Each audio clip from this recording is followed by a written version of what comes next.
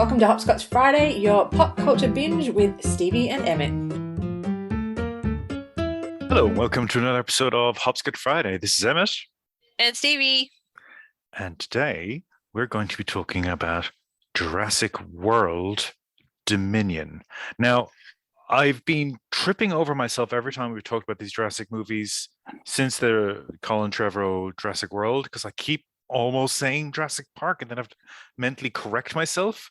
But it's Jurassic World Dominion, which of the two sequels to that film has the least worst title, but it's still not a great title. Yeah, because what's the other one? Fallen Kingdom and something equally obnoxious. That's it. And Dominion is meant to be a biblical reference because it's about dominion over the earth. But even that idea, we'll talk about when we talk about the film, but like it's this pretentious title that ultimately doesn't really add up to much in relation to the film itself. Yeah.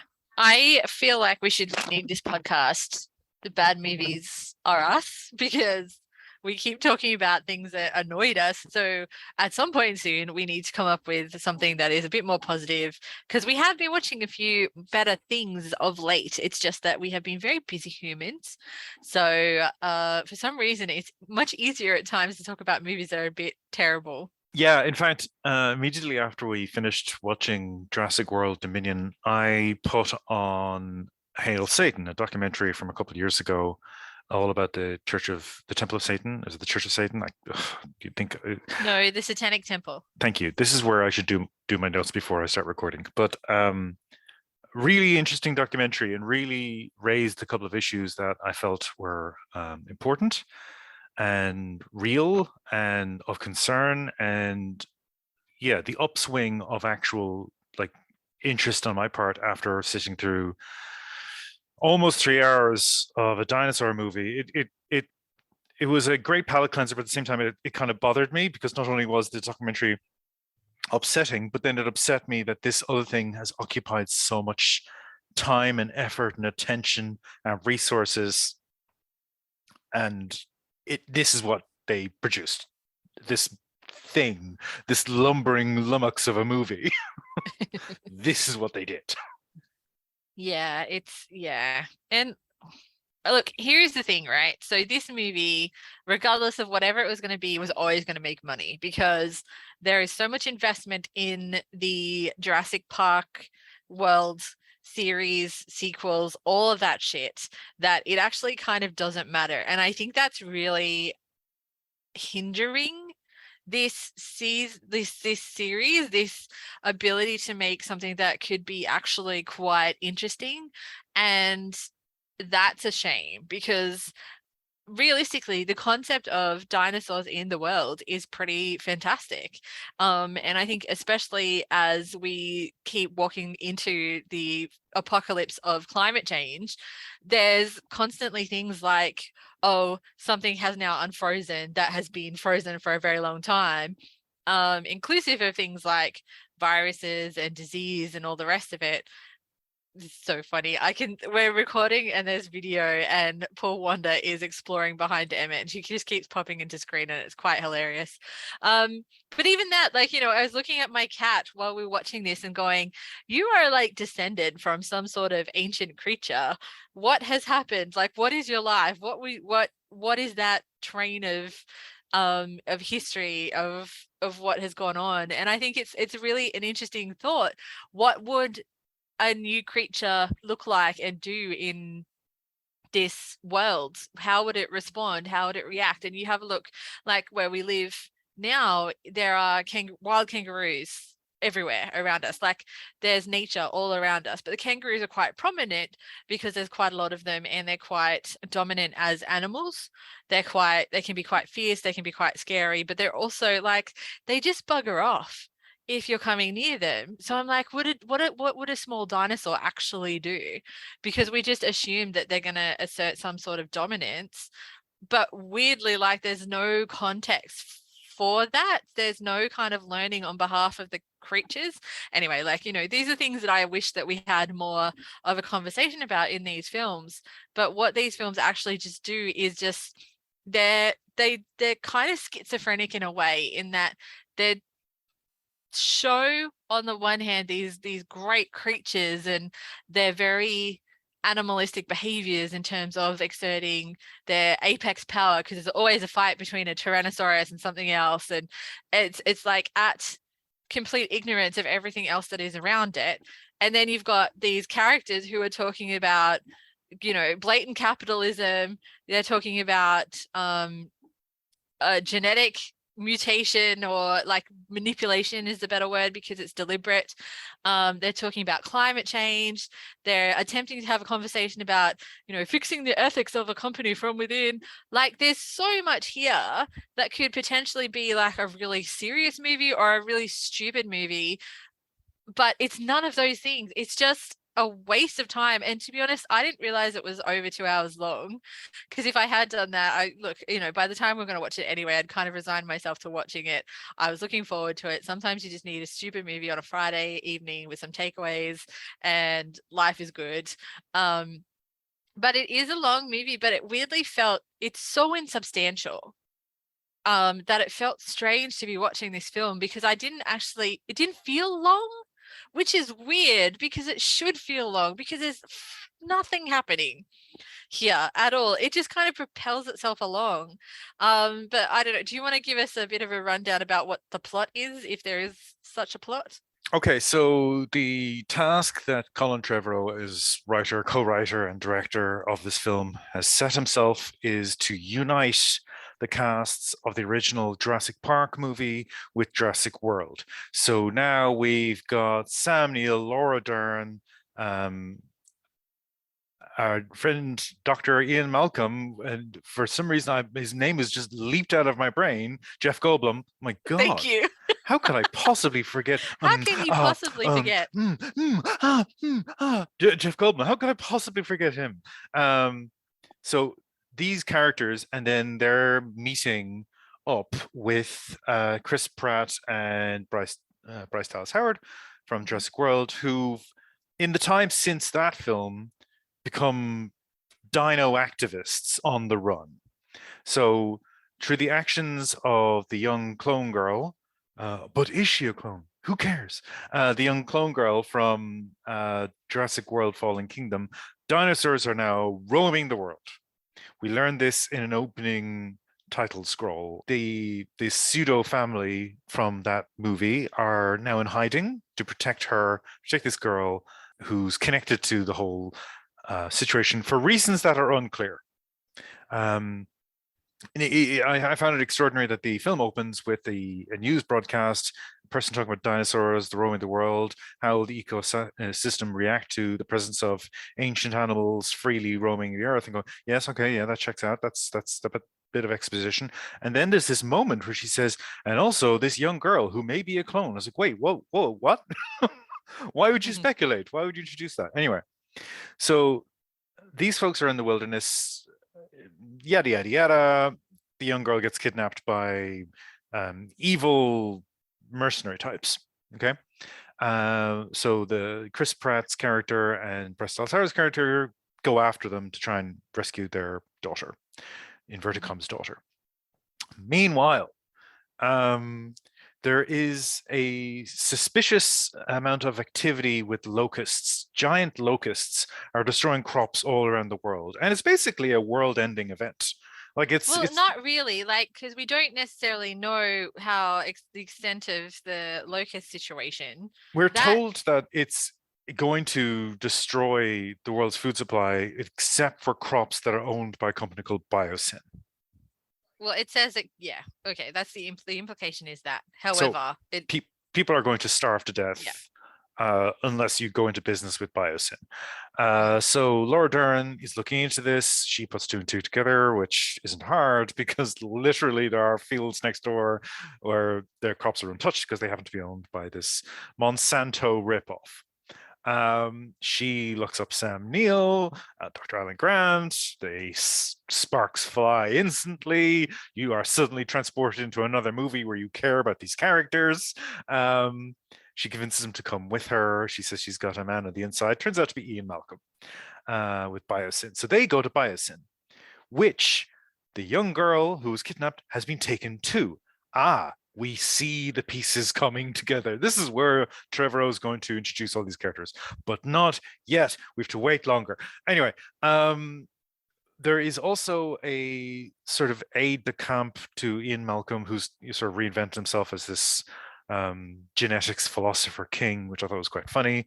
And he's played by Mamadou Atai, who is an actor I really like. He was in a show called Cake with this recurring sketch about a man who's incredibly unlucky in love. The sketch is called "Oh No, Jerome." Oh no, Jerome. I don't know how you pronounce it, but very good actor. He does some nice things here. And what I found interesting was at the start of this film, when we see the brief period of Bryce Dallas Howard's dinosaur activism, we are reintroduced to Justice Smith and Daniela Pineda, who were in the previous movie, and they almost instantly get shuffled out of the movie. They're like, all right, yeah, we don't need these. We've got too many characters. So they're out of the movie. The new actors that they bring in, Mamadou Athai and then later DeWanda Wise, they bring something new to the proceedings. Like they actually inject the film with a lot of energy. The original cast members are full of energy. It's the Pratt and Howard folks who are letting us down. They're the ones who suck up a lot of time and interest. But the star, the unheralded star of this movie is one Campbell Scott, who decides to enter the proceedings as a Tim Cook lookalike with very odd line deliveries. And I love every decision he made because he's playing this one-note evil tech billionaire villain who's actually very stupid and unobservant, which is crazy because apparently he's also across all these other things, but he's pretty stupid character, and when the things he does make no sense. So I feel as if Campbell Scott just read the script and went, okay, I'm just going to take the piss. There's a moment when he has a hissy fit, and it's glorious. It actually is just there are moments of brilliance in this film, and they're entirely accidental. And that's because the movie is just a big stodgy mess. But a lot of globe-trotting, evil mercs, conditioned dinosaurs who target people who get identified with a laser beam. There are all these spectacles that really don't really amount to much. We see people dying again in these random and pleasant ways, which I think was something that was really upsetting with Jurassic World. It happens again here. And it's a combination of that person is incredibly stupid, and also that's incredibly unlikely what just happened. It's just it's wasteful. It's wasteful. But the whole point of the plot is just to get all these characters on yet another dinosaur island, run by yet another evil corporation, and for things once again to go completely wrong, and a bunch of people get killed. Yeah, of course. But I think what is absolutely fascinating about this is exactly what you've just said. It's just so uneven in terms of the performances. It's really actually quite striking to see where the failure is here, but also to acknowledge that you're talking about people who are apparently like A-list stars currently, of the current crop, being Chris Pratt and Bryce Dallas Howard, and they are outshone completely by their secondary performers, and also the I don't want to say like the vintage crop, that the original crew, the OG Jurassic World, Jurassic crop people. Yes. It's absolutely fascinating because it looks like it's like different movies collided, because it actually begins that way. You've got the Pratt Howard situation happening over here. You've got Laura Dern's character, whatever her name is, Ellie Sattler, looking for your man Sam Neill, Alan Grant over here. So these two things are kind of happening separate from each other, and they are like they could be wholly different films. One is about this girl who is allegedly a clone or something, and the clone, sorry, not he, the Velociraptor. So they are being poached over here. Then they're chased after by their adoptive parents. that's one side of the story. The other side is Laura Dern, Ellie Sattler finding this locust, trying to figure out what's going on, identifying that it has some sort of similar genetic something that is akin to what they experienced with the dinosaurs previously. What's going on? She goes to find Alan Grant and then is like, oh, I think it's got to do with biosyn, because literally she's told that in the opening scene. So it's two stories. One is about this mega corporation that is creating these literal bugs that can kill all the other crops except for the ones that are purchased from them. And then over on this other side, you've got this clone girl who has some sort of special feature that is also shared with the velociraptor. So the poachers want that. And then they meet, and it's basically because they're both going after the same thing. And turns out both of these things are happening because of biosyn. So I'm like, why we need these two chains? Why couldn't it just be one of those chains? Either one of those two things could have been enough to somehow compel them all to come together. But then it's almost like you have to create, like, it's just too much chaos. And then on top of that, you've layered again this location that is allegedly somehow safe and walled, which it never is, where there's these creatures that are apparently uncontrollable and yet controlled, because we are told that they have something implanted in their brain that tells them to go particular places at particular times. So realistically, that should be considered, in inverted commas, safe. They're clearly doing a whole heap of research. It's not necessarily a touristy thing like it kind of was in Jurassic Park. So what is going on there? And then you've got, for some reason, like, why is Ian Malcolm there? It doesn't make any sense either. He's only been there for a short amount of time. He says that like he's on some sort of weird speaking tour secondment-y thing that's going on. So he's been officially brought in to speak at this place. He's highly critical of it, which he literally says in this presentation. He's been brought in under false pretenses that him and another character don't know about. So like, it doesn't make any sense. Like, how the hell is Ian Malcolm there and why? Anyway, it is integral to the story that he is there. So you've got this like plot contrivance that is nonsense. But even before we even get to the biosyn place, there's so much crap that just happens for no reason.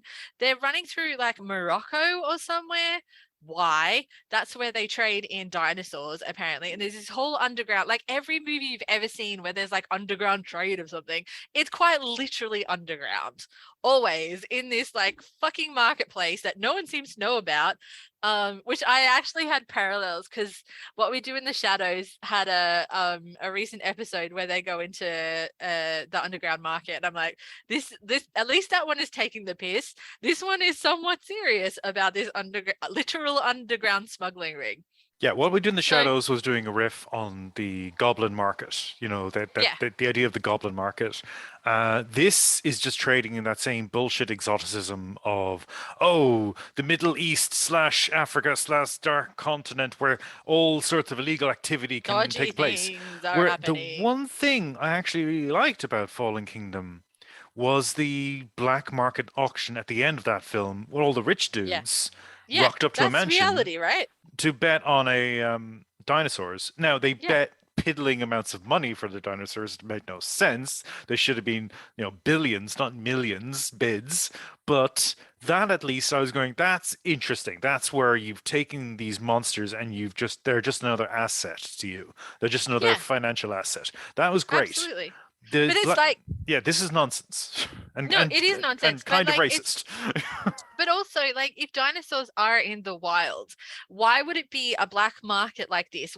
How would it not be like safaris, where you get these, trophy hunters who go out there and shoot? Like, that is out in the open. So it was partly that, and then partly this idea of cockfights and dog fights akin to friggin' what was I saying? Pokemon. The Detective Pikachu, where they go into the Pokemon competition arena. I'm also like, starring Justice Smith. Yes. So that was ridiculous. But then you've got this whole plot line where you've got the smugglers oh, it's too much. And then that falls over, except for the fact that you've now introduced DeWanda Wise's character, Kayla Watts, and she's good. Like, she brings more energy to this. There's a couple of scenes where she's alone with Chris Pratt, and I'm like, why is Chris Pratt even there? Honestly, he's doing nothing. He just stands there and like gives side eye. That's all he does. It's crazy. And this weird friggin' dialogue. Like, there's one line where she asks him, what does she say? You must really care about her, in reference to Bryce Dallas Howard, who is his wife or like long-term committed girlfriend. It's not like they're just starting up a relationship. Oh, you kind of like her. Yeah, I'm going to risk my life for this girl over here. No, she's your lifelong partner companion.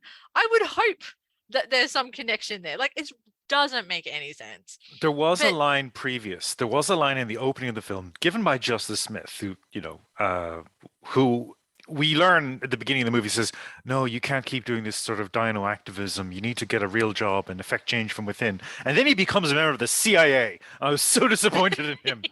You feckin' scab. Anyway, like the likelihood of an activist actually being, hired by the CIA, not recruited, hired, like that's nonsense. That would never happen. But yeah, so he has a line to her where he says something along the lines of, you and Chris Pratt's character, you have this weird thing going on. So there's this implication that their relationship is untraditional, but then when we see them in their home together, it's completely traditional. it's They completely. they are the nuclear family. Like there's nothing. It's not like they are meeting in a town halfway between there where they both live every couple of months. Exactly. There's nothing Dude, strange about it. no, they both live together in this place. They've got a pet dog, which just happens to be a velociraptor. They have a child who isn't their genetic child. That's a whole complicated story. But like, it's a two people child plus dog family, right? So there's nothing kind of weird going on there. Not that any family is weird, but like, it's literally the definition of the all-American family. So Which why is that treated as strange? and they're supposedly on the run, right? They're supposed to be Yeah, hiding in the this, middle.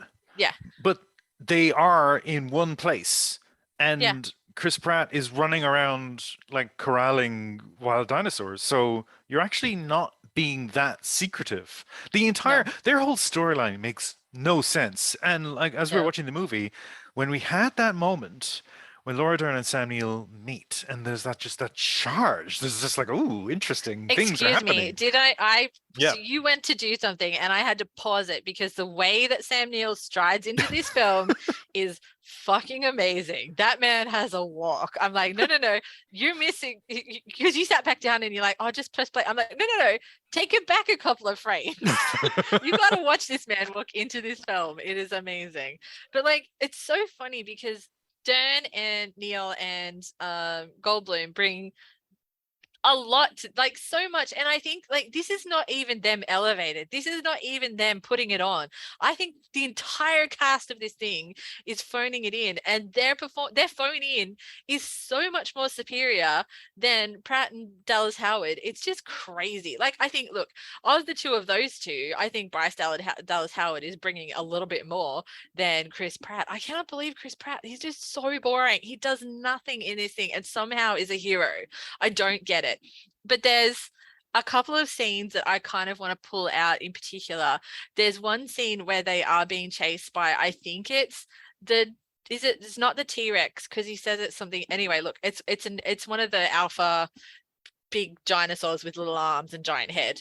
And they're being chased around and they Is it a end up in like this. Gigasaurus or something? Was that what it There's was? like a Gigasaurus and a something else, and yeah, anyway. So they're being chased around and then they end up having to climb up into like an observation tower type thing that's not that tall because the dinosaur can look them straight in the eye. So there's like at least six characters in that scene, because you've got the three oldies, and then you've got Chris Pratt, Owen Grady, you've got Bryce Dallas Howard, her Claire Daring, and then you've got DeWanda Wise is not, she's in the hell, or is she? No, I'm confused. Anyway, there's at least 3 newbies and 3 oldies. It might be additional characters. I can't remember. But like, there is no possible way that they could escape the situation that they're in. And yet they somehow do, despite being completely useless as humans, having very little in terms of weaponry to fight this situation off, up against a hungry dinosaur, at least an angry, like, I don't even know, because this is the thing as well. Like, you look at these dinosaurs attacking each other, they never eat. It's not for food. They just seem to like attacking each other. So they've attacked them and somehow they escape this situation. And I'm like, this is impossible. Like, I love a close call. A close call is, you know, it's there to create tension, but it's just like close call after close call based on their own stupidity and based on like the assumption that these dinosaurs are completely ridiculous and can't smell or have no other concept other than what they can directly see in front of them. Like, these creatures were evolved enough to have senses and concepts of what was going on around them. They wouldn't have survived as long as they did otherwise, or with the other characters, with the other dinosaurs around them. It just was the most nonsense. But because it's your main characters and these are the people who are on the poster, you couldn't kill them off, even though allegedly this is the last film. So kill them off. For all I care, you know, apparently they're not making any more. This is supposed, you know, it's the first trilogy and the second trilogy. I think that's bullshit. Oh, come on. Capitalism always wins in this space. If There's another the opportunity trilogy to make a shitty movie and know that people are still going to go to it, which is this, of course they're going to make more. But it was just, the tension is lost because you know that. So you've got these 6 characters. They're the ones who are on the posters. They're the ones you're there to see. None of them are going to lose their lives. None of them are going to lose a limb. None of them are going to lose anything. And yet you've tried to create this tense scene with them, knowing full well it's not going to go anywhere. Had it done, yeah, surprise, I would have, you know, been taken aback. But it was just so ridiculous. Like, maybe one person could escape a dinosaur, maybe 3 if you're lucky. But 6 in the way that they did was just crazy. So there's that scene, there's just a number of scenes. Even when Owen Grady, Chris Pratt, and Kayla Watts, DeWanda Wise crash into the Jurassic, whatever this place is called, the Biosyn place, he falls in the water with this beautiful bird / kind of penguin-y situation, because he can clearly swim. So he's kind of like a penguin because he's a bird, but also he's a swimming bird, but also he can fly. I don't know. Did he fly? Maybe he did fly. I can't remember. But he kind of had these red feathers. So he's like this phoenix looking thing. He falls into, somehow Chris Pratt falls into the water and gets out of the frozen water and survives. And again, you're like, this animal is like built for this. You're a human. We're not built for that. And yet somehow you make it through. Like, this is the thing. There's zero tension because nothing happens to anybody of any sort of value to the film. I think the other thing I also wanted to flag as I'm on my ranty McRant rant is BD Wong. So I love BD Wong. I think he's fantastic. I think he was complete. Like, he is like the baddie because he's like morally and ethically bad. He's doing things because he wants to get paid and also because he's fascinated by it, but he knows that he's doing the wrong thing. So whatever about like the millionaire CEO or billionaire CEO who's funding all this stuff for completely capitalist reasons, BD Wong, you're like, you should know better. And after 6 movies, you should fucking know better. And clearly, and unfortunately, I am now, because I'm so sucked into Dungeons and Dragons playing with our family game and with another game I'm playing at the moment. I've got Dungeons and Dragons in the brain. And I'm now immediately associating BD Wong's character with the moral alignment chart from Dungeons and Dragons. Is he chaotic evil? No, he would be lawful evil. He'd be lawful evil because everything he does is for the reason of, you know, there is self-advancement there. There's this notion of, oh, science is going to improve through this knowledge. But yeah, it's completely destructive. It's so wrong. But then, so he has a couple of scenes and he's acknowledging that, maybe this wasn't the best of ideas. But then you're like, he disappears for a good half an hour. I don't know how long. I'm just like, wait a second, point over here. What happened to BD Wong? And he comes back at the end and isn't dead somehow. Somehow is not dead. Doesn't, like, he's the cockroach. He's never gonna die. But it's just, that was, again, that is a whole storyline that could be very interesting. Why is he still doing this shit? But then why does he suddenly, after how many, like, he finally looks a little bit old. BD Wong is like, he's just looked the same forever. Through all the Law and Orders, through Oz, through the Jurassic Park, through all the things, he looks the same. Now he's, I don't know, they like made him have slightly longer hair. It's a bit grey. He looks a bit old. But why suddenly has he decided he's got some morals? But even then, like, he walks away with like his research in a bag or something along those lines. And I'm like, this is not going to end well, regardless. Yeah, sure. The implication is that he finally has had a moral crisis about everything he's done over the past six in the movies. 2 minutes of this film, in the timeline of this film, he's had that moral. They slapped reckoning. some old age makeup on his face and he looked a bit depressed. So we can take it as read that he's had a revelation. But yeah, so for the sake of those who haven't seen this film yet, I'm briefly going to touch on the ending so you can skip ahead. We're going to finish up shortly. Spoilers. Basically, yeah, he needs to survive to the end of the movie because he needs to save the day because he's the only scientist left standing who can actually do whatever needs to be done to these locusts, these Jurassic locusts, to stop them from eating all the Earth's food supply. But the thing there is, we don't actually know what he did. We're told that it relates to the raptor. We're told that it relates to the young girl, that there's some secret in their DNA that he needs to understand so he can simulate it. Why? To what end? What's the point? Like Michael Crichton was a resentful writer. He resented the fact that his prose was judged poor, so he switched into the sciences, and then he made a huge career out of writing bad science into his bad novels that made a lot of money, and he was a climate skeptic, and fuck him.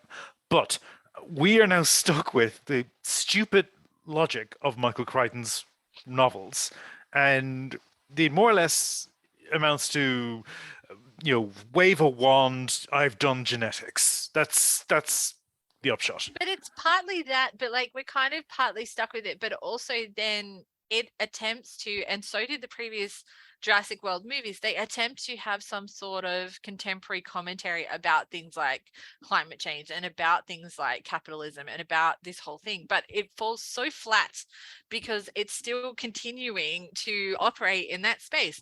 Big company, research for bad reasons, trying to make money, dinosaurs bad, like it doesn't fulfill any of that commentary that it's trying to have. And I think, that was marginally interesting about the original Jurassic Park was you've brought in these three characters with slightly different perspectives on the world to be critical of the park. Or like Hammond wants them to come in to support it, but none of them are outright, this is a great idea, let's do this. If you actually kind of listen to what they're saying, but then it becomes this dinosaur movie. So you've got the conflict of what are you actually trying to do? And I don't think I know for a fact, they've never resolved what the actual point of these movies is, to the point where it's now, the point is nothing. The point is dinosaurs, big, scary, crashing noise, tension, maybe if you're lucky. I will say that the CG in this I thought was pretty good. I don't like the way that the dinosaurs themselves behave because I feel like we're still kind of stuck in this concept of, okay, we've moved slightly away from this idea of a Tyrannosaurus Rex standing completely upright with its tail on the ground, akin to a kangaroo. They kind of lean forward a little bit, and if you watch, again, a kangaroo move, it doesn't hop with its tail on the ground. It's far more streamlined. So we've kind of evolved a little bit in terms of how they move around, and I'm not a dinosaur expert, but they still seem quite clunky for the size of them and what they do. And as I said before, like they're not responding in a way that you'd think an animal would. in terms of we don't actually see them eat. We don't see anything bleed, I don't think.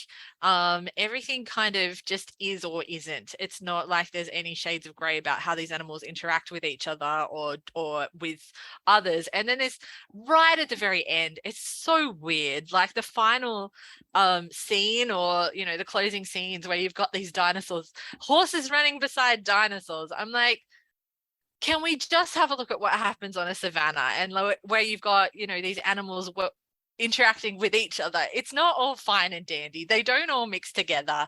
They have tribes or groups of themselves and families and all these situations. Like, you can't just go dinosaurs and stamp them on top of everything. It doesn't make sense. This is why it's a bad movie. It absolutely shatters show don't tell. Where we're lectured at the beginning of the movie that there's a huge problem with dinosaurs. They're everywhere. It's terrible. At the end of the movie, we're lectured at it again. Everything's fine now. Yeah, it worked itself out. Don't worry about it. And that's the end of the movie. And it's like, that's the end. It's over. Great. And I'm like, okay, what? Coexistence doesn't just happen. It needs to be worked at. It needs to be like this. Oh, we've dedicated this island to be a sanctuary to dinosaurs. Cool. They're everywhere else. What are you talking right? about? It didn't make any sense. Also, they can leave. Like, there's water dinosaurs, and it's shown in the final scenes. There's water dinosaurs. There's ones that have wings. They are not bound by an island. Also, like, if there's poachers in the beginning, why are there still not poachers at the end, or bad people who are going to do bad things to dinosaurs? It just nonsense. Diane Lachman's going to have a spin-off series of sequels where she just commits assassinations with dinosaurs. The best thing about her is, like, she's in the desert wearing white, and at no point is she dirty. It's amazing. No, she's incredible. Okay, I think we're going to close it there, folks. We've just smashed through this movie because that's it. We're done. We dinosaur smashed through the thing. We didn't like it, I think it's fair to say. And it doesn't even work on the level of brainless fun. It's just not fun. It's overlong, and you're teased with the possibility of a better movie that would have happened. They just stuck with the original actors who can still bring it. I totally would have just watched that movie. Yeah. Honestly, and I think it would have been better because they, the dialogue, generally speaking, was clunky and stupid, but the way they deliver it, like they're at least committed to having conversations, to doing things, to not necessarily just being the heroes. But that would have been a better movie. That is not this film. Maybe don't watch this film, or watch it. I don't know. If you're a completionist, there you go. We'll leave it there. Thanks for listening, folks. You can always reach us on hopfriday@gmail.com. And that's about it. That's it, really. I've cut off all other ways to contact us. Thanks for listening. All the best. Thanks for listening. Bye. This has been Hopscotch Friday. You can find us via hopscotchfriday.com, or you can email us at hopfriday@gmail.com. Thanks for listening.